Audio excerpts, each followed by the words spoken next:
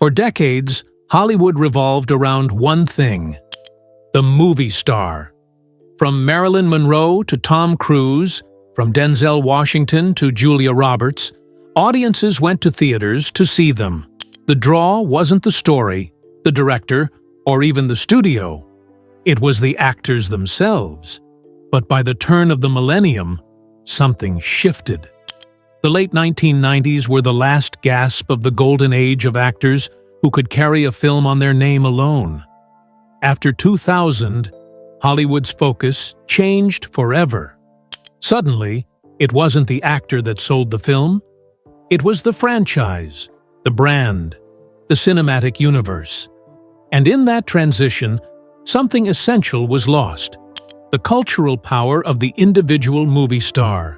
To understand this shift, we must explore the evolution of Hollywood before and after 2000, the rise of blockbuster franchises, and the structural changes in production, distribution, and audience behavior that fundamentally altered the industry. The last stand of the stars. In the 1990s, the studio system had long collapsed, but individual stars still held tremendous influence. Tom Hanks could attract audiences to Forrest Gump or Saving Private Ryan. Because of his charisma and reliability, Julia Roberts dominated romantic comedies. Will Smith and Leonardo DiCaprio became box office magnets. These actors could open a film internationally, drawing attention before marketing even began. Studios relied on their names to sell tickets. During this period, actors could negotiate creative input, profit participation, and even partial control over scripts. Stardom was a form of power, a rare intersection of celebrity, influence, and financial leverage. Fans didn't just follow films, they followed people. The star was the brand, the rise of the franchise. By the early 2000s, a tectonic shift had begun. Studios realized that while stars were valuable, intellectual property was far more reliable. In 2001, Harry Potter and the Sorcerer's Stone premiered. In 2002, Spider-Man swung into theaters. The Marvel Cinematic Universe would launch officially in 2008, with Iron Man: The Lord of the Rings trilogy dominated box offices from 2001 to 2003. These films weren't sold on actors' names. Audiences flocked because of worlds, concepts, and characters they already loved.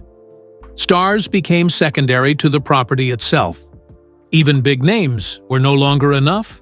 Tobey Maguire, Daniel Radcliffe, or Elijah Wood could only guarantee interest because they were part of a larger brand.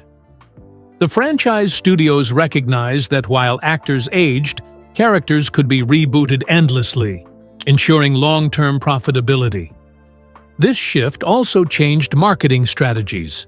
Billboards, trailers, and viral campaigns focused on story worlds, not personalities. Social media, emerging in the 2000s, accelerated the trend. Fans now followed universes and brands, not just individual actors. Stardom became a supporting role in a larger machine. The Economics of Blockbusters. The financial logic behind the franchise era cannot be overstated.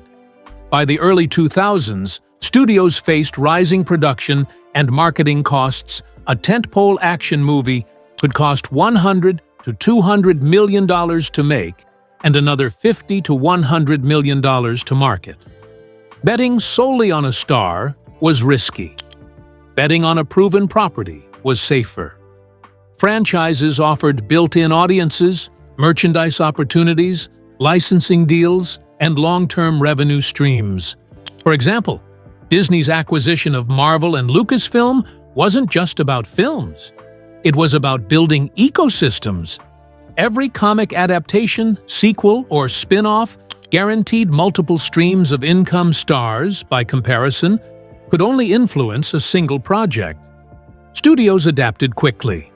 Franchises became the primary vehicle for profitability, and stars became interchangeable players within those universes. Actors adapted in different ways. Some embraced the franchise model. Robert Downey Jr. became synonymous with Iron Man, Hugh Jackman with Wolverine, and Chris Evans with Captain America. Others resisted or faded from prominence because they didn't fit into large-scale cinematic universes. Stars who once could carry a film alone now found themselves needing a supporting role in a shared universe to stay relevant. This also affected creative freedom. Directors and actors were often constrained by franchise continuity, fan expectations, and brand guidelines. Even Oscar-winning talent found themselves restricted to scripts and storylines they didn't fully control. The emphasis shifted from artistic expression to narrative consistency and global marketability. What was lost in this shift was the cultural resonance of individual stardom. In the 1980s and 1990s, stars were conversation starters. People argued about their favorite actors, dissected performances, and followed personal lives with fascination. Today, the conversation centers around characters, crossovers, and cinematic universes. Fans discuss how Spider-Man interacts with Iron Man rather than Tobey Maguire's acting range. Tom Cruise may still headline a blockbuster, but the conversation is dominated by what the franchise offers rather than what Cruise alone brings. Social media accelerated this transformation. Actors became brand ambassadors rather than personalities. Every appearance, tweet, or endorsement was scrutinized in terms of market impact. Stardom became intertwined with merchandising, fan engagement, and global branding.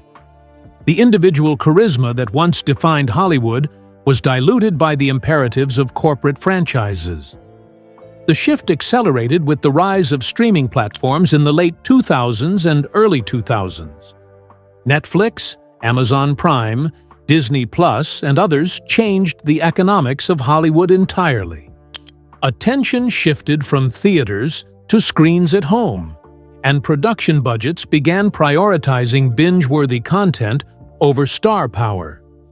Actors still mattered, but their influence was often limited to niche audiences or individual series. Unlike a blockbuster franchise, streaming content thrives on concept, continuity, and algorithmic discovery. Star-driven films that don't fit into recognizable IP often struggle to find audiences.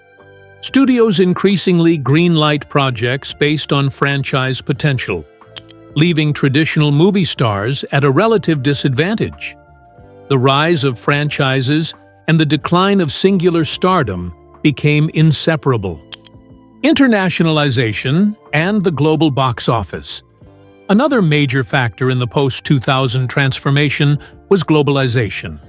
Studios now measured success not just in domestic box office revenue, but in worldwide ticket sales. This pushed franchises and blockbuster IPs to the forefront because recognizable brands travel across cultures far more reliably than individual actors. Superhero films, fantasy epics, and action franchises guaranteed returns in China, Europe, and South America in ways that standalone star-driven films rarely could. Actors became global representatives of franchises. Their appeal mattered less than the recognition of the brand. A star who could carry a film domestically might not have international pull, but a franchise with a pre-existing fan base would. Hollywood evolve to prioritize intellectual property and marketable universes over singular celebrity charisma. While blockbuster franchises dominated, independent cinema remained a haven for actors who wanted creative freedom. Stars like Leonardo DiCaprio, Jennifer Lawrence, and Joaquin Phoenix occasionally stepped outside franchises to tackle serious projects, yet even these actors were often defined by the roles they played rather than their name alone. A film could succeed critically, but without the marketing power of a recognizable brand or franchise, it rarely achieved the cultural saturation of 1980s or 1990s star-driven films. The era after 2000 didn't eliminate stardom.